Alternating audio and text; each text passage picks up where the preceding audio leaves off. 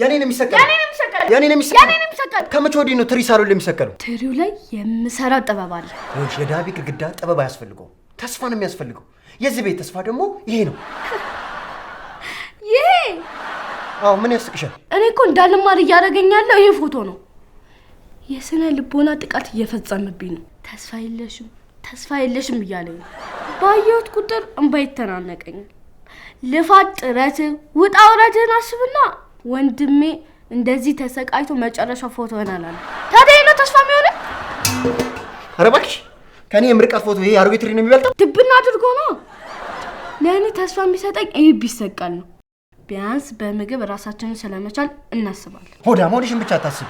ገርቤ ከዚህ የኔም ሰቀለ አንቺ ዘዛታ የኔም ሰቀለው እንዴ ምንድነው? ምን ሆናችኋል? እቺ ናታ ሚስማር ላይ ትሪ ካልተሰቀለ እያለች እኔ አይደለም እንዴ መጀመሪያ መስቀል የጀመርኩት? አረኛ የሚስማር ችግር የለብንም። ይሄ ግንባር ቦታ ነው ማሚ።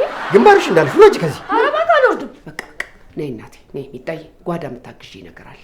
ማሚ ለምንድን ነው የምታዳዩ? መንግስትና ወላጆች እኮ ልጆቻቸውን በእኩል አይን ነው ማየት ያለባቸው። መንግስት ልጅ አለው እንዴ? እና ማን ነው እያልከኝ ነው? ሚጣ ይሄኔ ሞቶ ማጣ ነይ በይ ጓዳ የምታግዢ ነገር አለ።